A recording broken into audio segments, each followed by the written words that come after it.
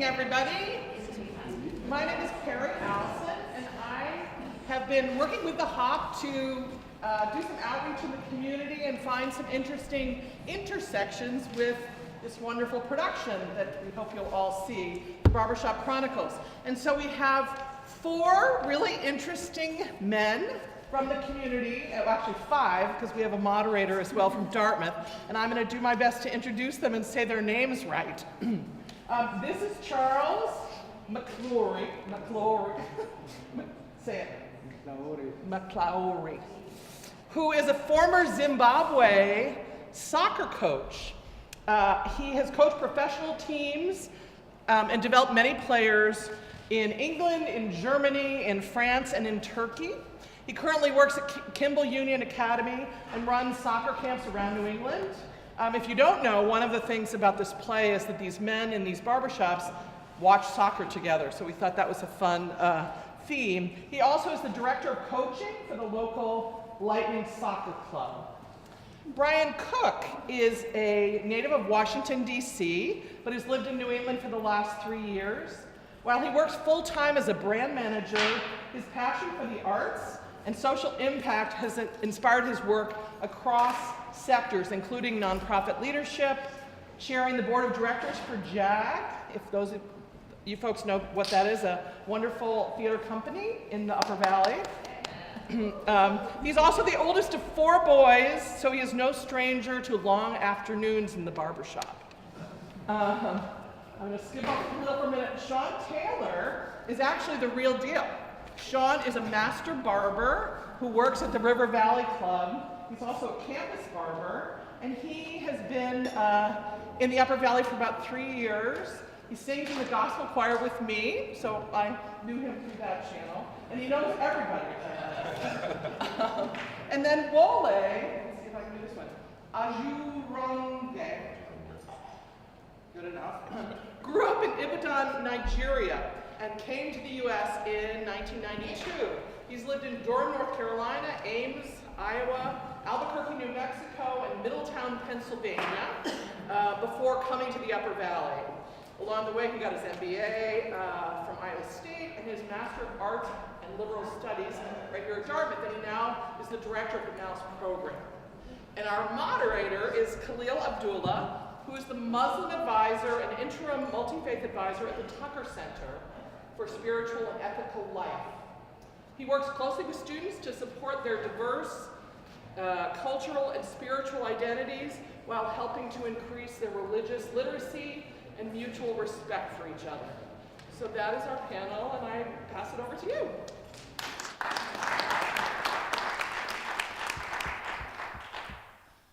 Good evening. Welcome. I want to ask of you for a moment to think about community as home. Community as home. And if you allow for me to read a quote from the wonderful Maya Angelou and reflect for a moment together.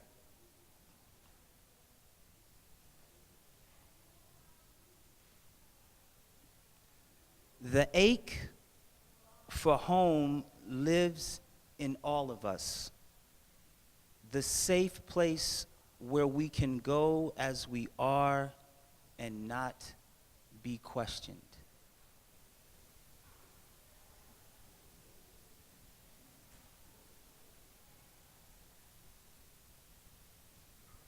The ache for home lives in all of us.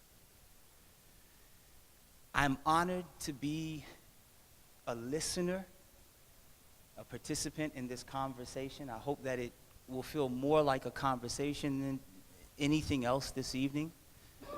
A chat around what I would call a fireplace. I thank our guest, and I'd love to just start out the conversation with each of them sharing a little bit of who they are, their journey that brought them to the Upper Valley, And why or what about the Upper Valley they call home or community? Right, thank you. I don't know how many of you have been to Africa. Okay, that's a good start. Right.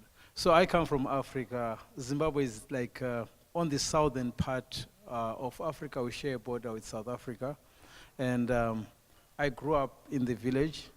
And my passion was soccer. I'll say I found my place on the field. And everything in Africa, I think, I don't know, in the US you have so many sports, I cannot say that, but in Africa there's only one sport, and maybe in Europe there's only one sport. It's soccer. It's not a matter of life and death. It's much more important more than that. Right. Right. So I played professionally, and I'll just fast forward. I ended up coaching. I had the privilege of coaching professional teams, as you heard, and traveled across Europe, across Africa. I was able to cover every country in Africa. I was in Nigeria, I was in Gambia, I was in Tunisia, I was in Egypt. So I've had the chance to interact with every, maybe, country in Africa. So, but what brings us together, each time when I was traveling, in my stay in Germany, it was just going to these barbershops. Yes, I have locks, but I could get them done. But what made me feel at home, I remember my days in Leipzig. Leipzig is like East Germany. And it was just going to the barbershop, sitting there with a few of my colleagues then. And I wasn't very good in Deutsch, which is Germany. But just sitting there in the barbershop made me feel at home, but we all came together for one thing only. It was just the soccer, to watch and share our experiences. And I would look forward for that Sunday or Saturday just to go there. It made me live for a week knowing very well I'll go back to that barbershop and meet my colleagues and feel at home. When I look back, I can't share anything, but it was just so fulfilling to be around your colleagues who think alike. You share the game, you have different views, you differ on opinions, but just being there to compete and support was so amazing. I think that's my story. I coached, and then eventually after my tenure with the national team of Zimbabwe, I came to the US to run some soccer camps. I started off with Dartmouth camps here. I did a number of colleges. Then eventually I circled for this part of the world because I really loved the Upper Valley. It was quiet, it was good for my family, and I can call this place my home for now. That's all I can share for now. Good evening. My name is Brian Cook, and I think my story begins probably with my parents, who were born in a small town called Magnolia, Mississippi. And whatever you're imagining right now is probably to Africa and Magnolia, Mississippi? Look at that. And so I think the seed for having to travel to distant lands in search of education was probably a seed that was planted by my parents, because they were the only ones who left their small town and went off to college.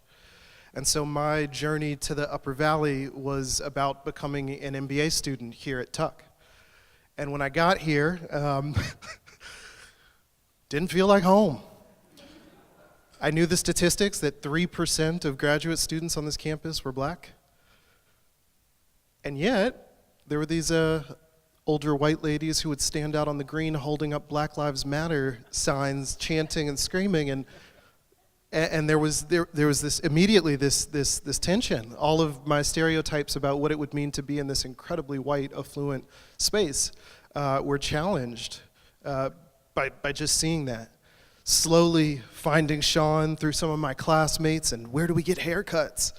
And we'd kind of passed it around our class, and there's this guy named Sean, and here's his cell phone number. Just text him, he's cool, he'll cut your hair. Do you think he can cut my hair?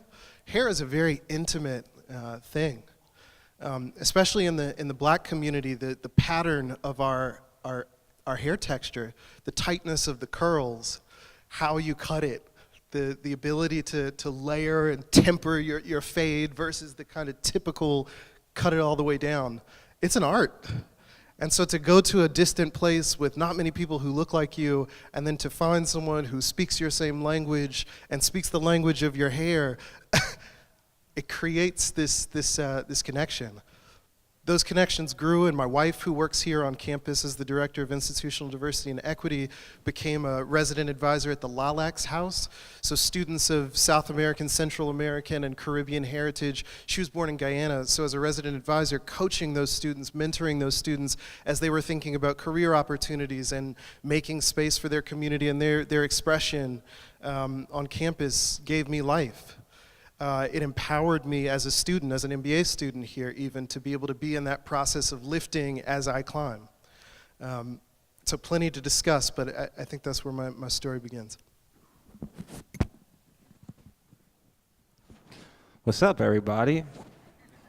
I'm a barber, River Valley Club, so if anybody ever needs a good haircut, husbands, brothers, sons, uncles, grandfathers, you name it, send them on through. I'm from Philadelphia. Reason why I'm here is it's a personal story. I had a split, and my children were brought here to the Upper Valley. And first and foremost, I wanted to be a dad, more than a barber. And it was a little rocky at first, but I figured I would shovel to stay here, you know. So I found the River Valley Club. And my kids are happy, and I'm with them regularly now. And yeah, I mean, that's why I'm here. That's pretty much it. So I'm really good at talking about other people, not about myself. So, so that's it. When you're sitting in his barber chair. Yeah. So.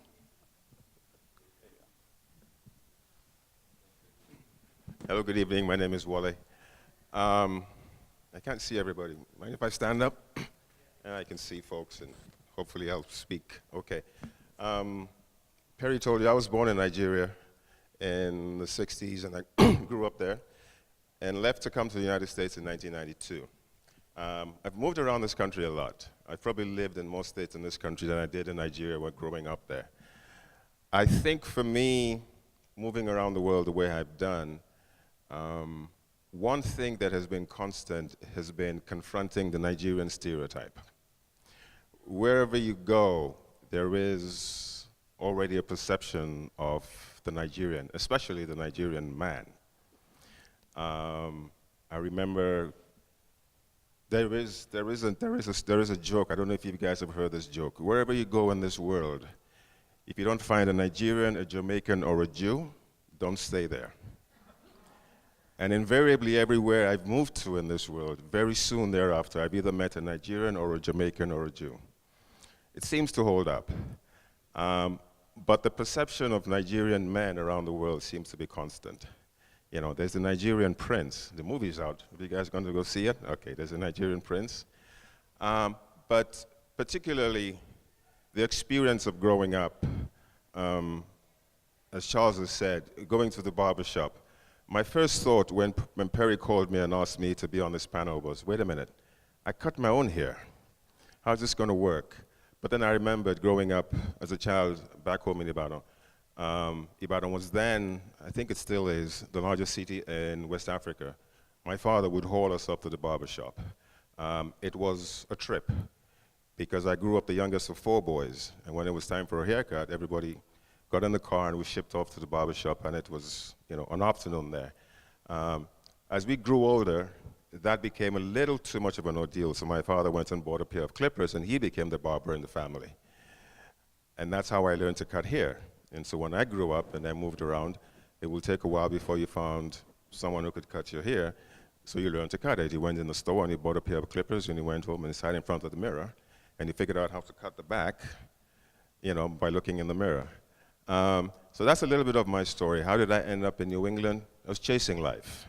And I did not know what New England was like before I came here, but now that I'm here in New England, I have a pretty good idea. I've lived in Vermont since 2007, and I say to my wife, been saying to her recently, I don't know how many winters more I have left in me. I think my African blood is beginning to rebel. I think as an African, when you move to a temperate climate, there are so many winters in you. And when those winters are done, I'm not sure what's going to happen, but we'll see. I look forward to the conversation. In terms of community building, there are two anecdotes I'll share if there's time at the end about two efforts that I have become a part of in the Suffolk Valley that I think is important because it pertains to the children. And if we have time at the end, I'll share those. Thank you. Thank you. How is everyone? Good. So, Charles, I'm hearing Africa, Germany, soccer, barbershop. I'm hearing grad school, Mississippi, business school, arts in terms of your role here. Father, family, father, Philly. And I'm a Dallas Cowboy fan. And I've got to sit next to... We need to run you out of town. Now, I could spend the next 15 minutes going back and forth in banter with Sean about how great the Cowboys are and how terrible the Philadelphia Eagles are. And you would get, at that moment, the barbershop. And we'd get up after that, and we'd hug each other, right? And we'd walk away and be okay, right? Nigeria, father, family. Most of what we'll hear tonight when we sit in our seats and hear the play are these themes that are embodied in these four men that are sitting before you. Fatherhood, sports, a love of arts and music.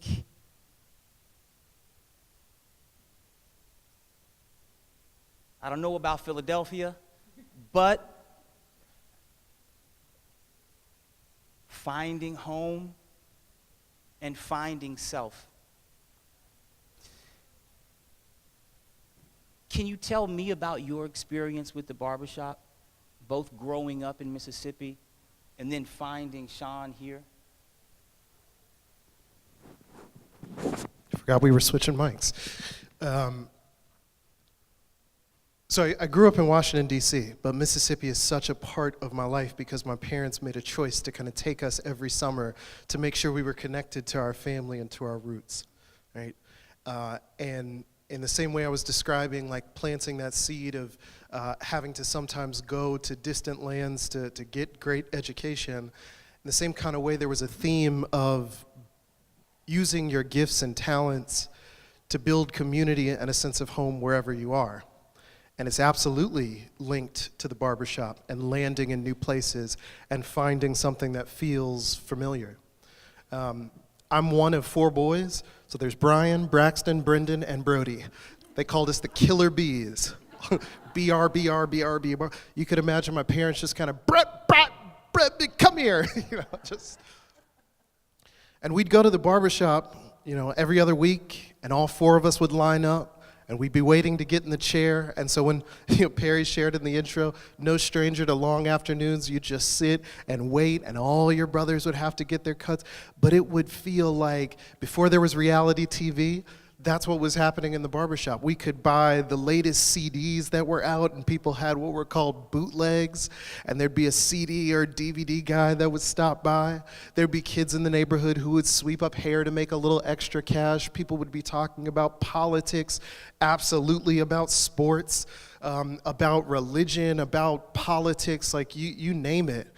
It was a place where you could express your perspective without concern for overly policing what you have to say. And I think being in a place like Dartmouth at the height, this kind of Ivy League institution with all the power that it holds, being in these classrooms, you can imagine that parallel, that contrast there, right? Where as a student you're climbing and you're dealing with what we call stereotype threat, or what's gonna come out of your mouth, and do they expect that I won't be as bright, or that perhaps I'm only here because of a scholarship? I mean, even if I was, that'd be great. But there's all this tension with policing what you say and how you express yourself and what's most important, and if you have a perspective that is, not black enough or not, right, you name it. So the barbershop is special. And so building community wherever you go and landing in a place like this and being able to meet somebody like Sean, making friends and passing along his cell phone number and what day is he gonna come to campus and are we going to like share rides to get over to the River Valley Club?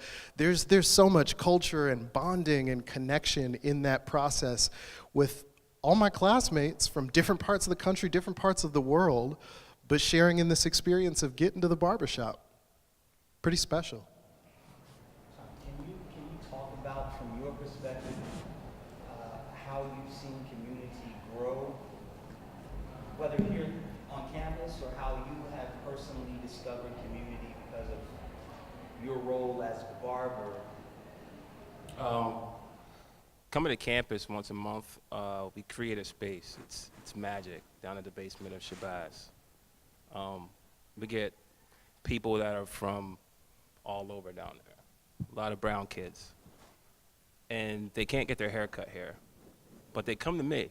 And what happens is all these people who don't normally come across each other in everyday life, they come to the barbershop. Well, the space that we create that creates the barbershop.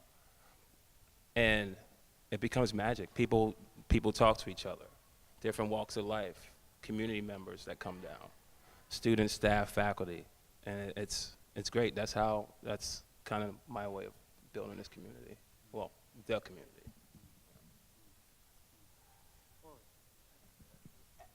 As a father, as someone who's been connected to students, as a father and someone who's been connected to students, this might also be a wonderful opportunity to share with us what you want to share in terms of the way that you've connected community, the arts, young people in the Upper Valley.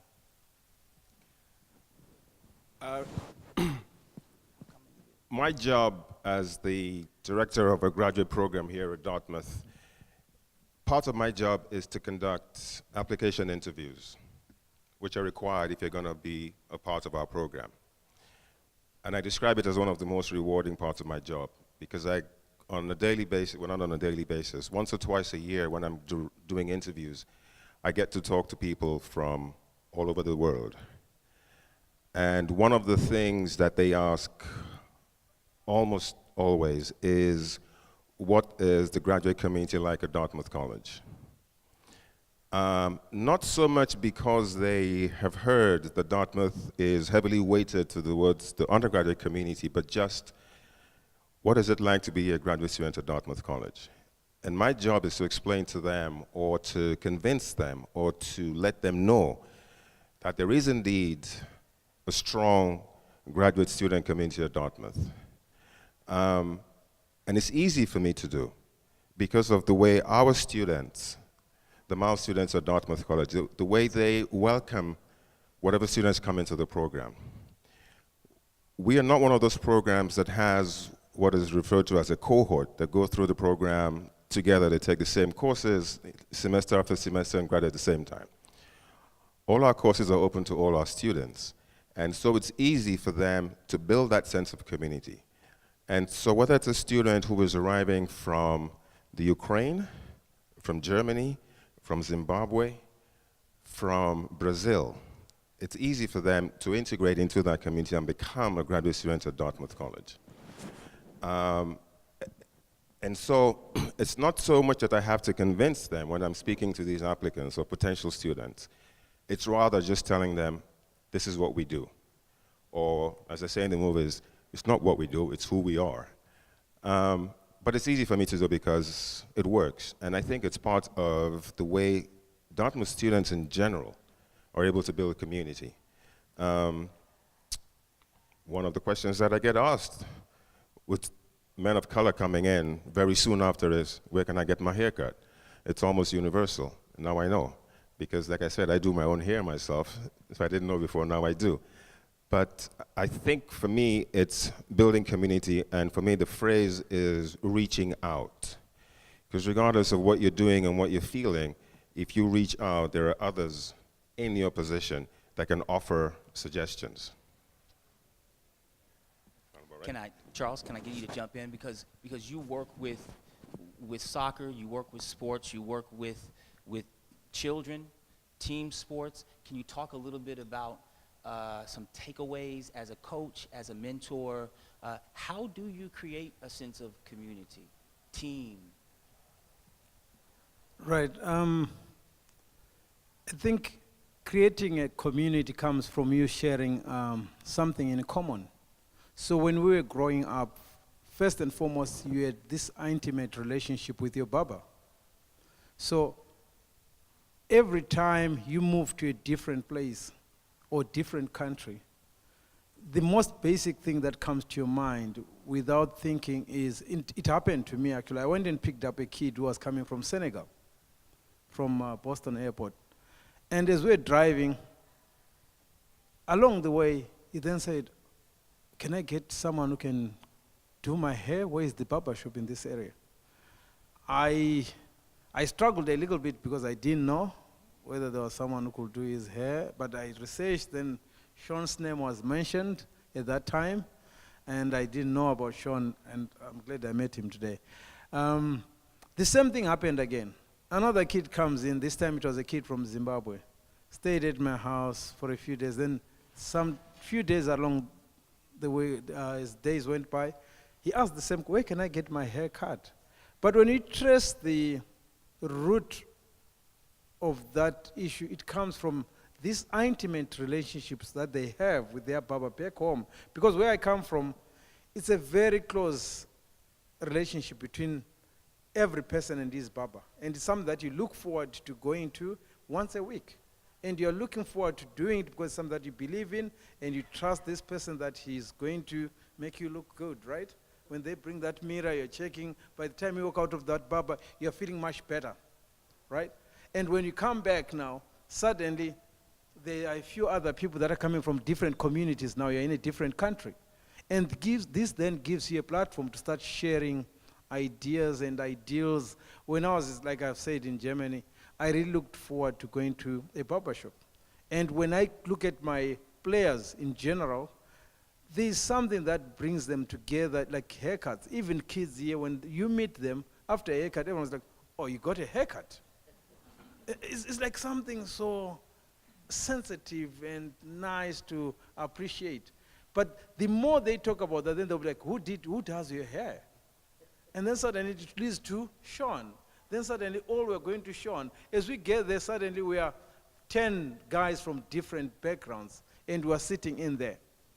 Then what happens when you're sitting in a barber shop? What do you talk about? You're strangers. Then suddenly that's where the topics open up. You start talking, "Oh, you're from Nigeria."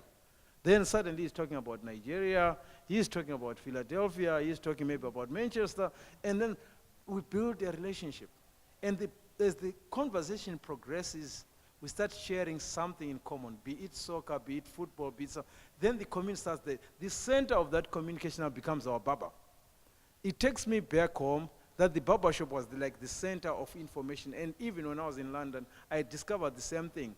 Young men always came together to catch up and see what's happening around the world. And that was a very intimate place for everyone to really feel free, express themselves, and think about whatever and discuss almost anything in that barbershop. So for me, that's where I can say that where the community is built. Ryan, can you talk a little bit about how you build community, how you've seen community be built in the Upper Valley through the arts and culture in particular?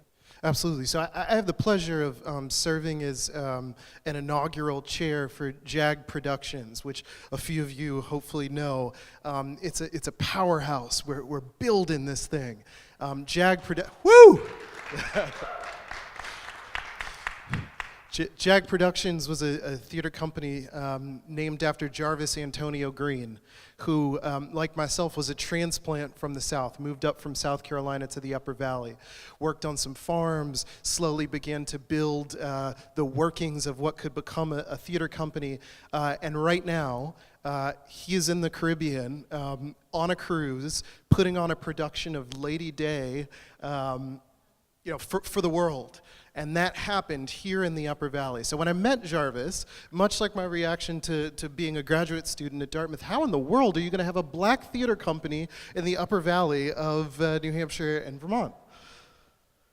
The mission was so compelling. That's where our work started in my second year of graduate school.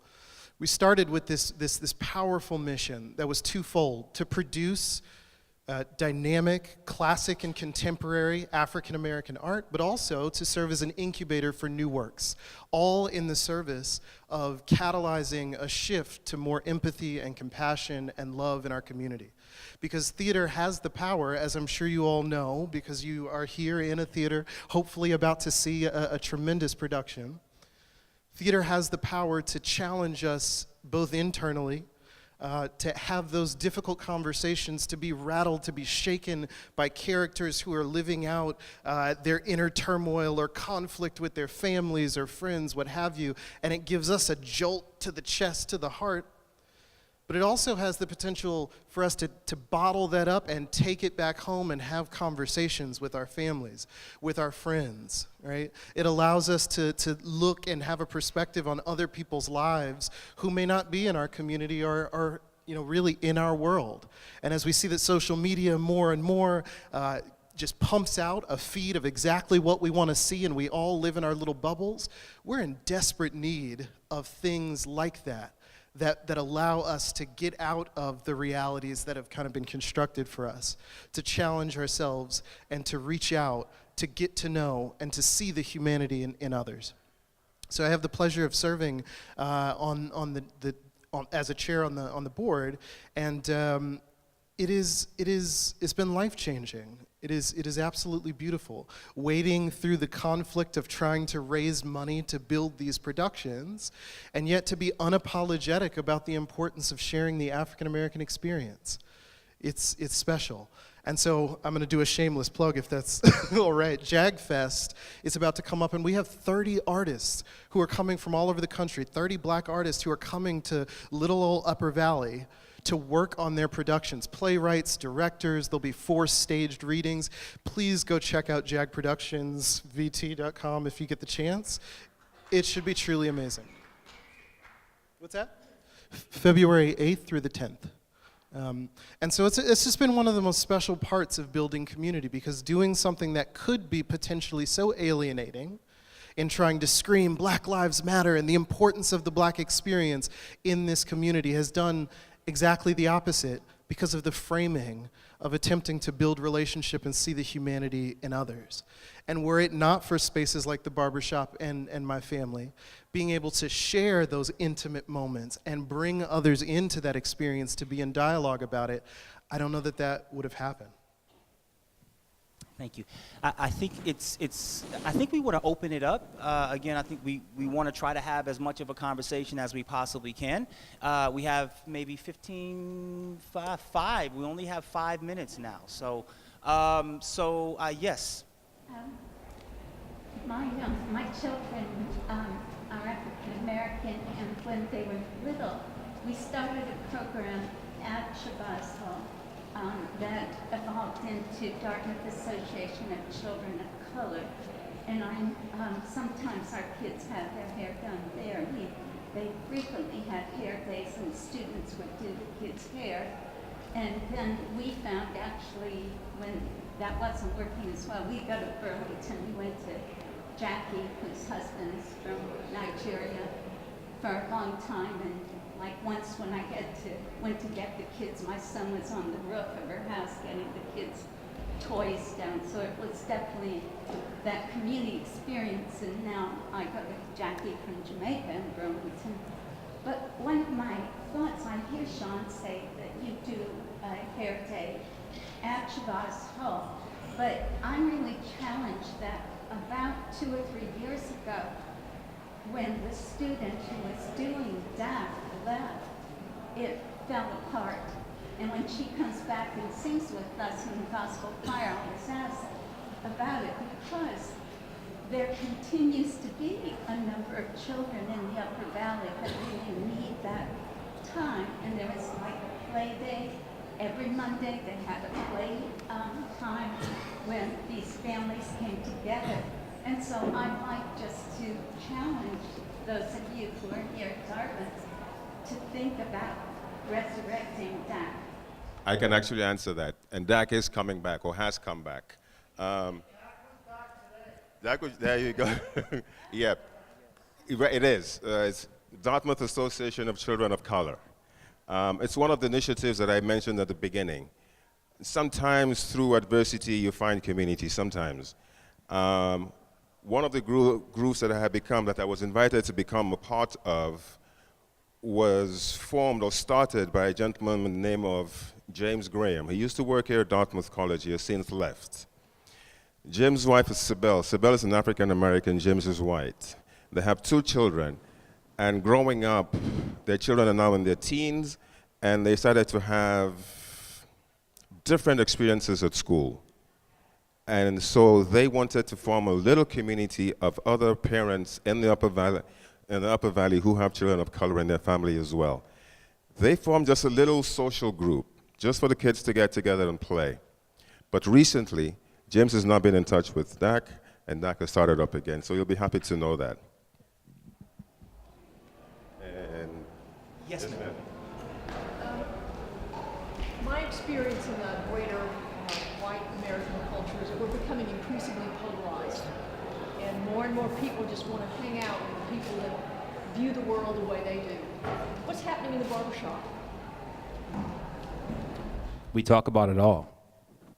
It's a meeting place for everybody. I'm looking around the room here and I see different faces from different backgrounds that come and sit in my chair. We talk about what's going on in the world now. We might view the world how it is now differently, or how things are going, but at the end of the day, at the end of the haircut, we get up, we give each other a hug. I'll see you next time. So. Yes. I just want to say that I just want to applaud Dartmouth for the cultural stuff this year. I come up from southern Vermont, and I used to live in the Upper Valley. But this man, Dartmouth, brought Yusuf and the whole place. There were people in wheelchairs who everyone was boogieing. He was like, it was incredible. But there is so much more. There's the tribute to Frederick Douglass, and this dance troupe of women was just so. I just want to applaud Dartmouth for supporting the arts. I'm a relation of Harriet Beecher Stowe, and my mother, Scots Irish, really believed in civil rights, and she sang gospel, and we drove into Harlem, and it was like, thank you for her spirit, and thank you to Dartmouth for supporting the arts. Didn't Diego Rivera come here? Didn't he? Yeah. And I'm UMass Amherst Economics Department, so I mean, it says something for a Wall Street petri dish to bring Diego. So, muy bien. I think it's time. So we want to make sure that everyone gets into the theater on time. Thank you all so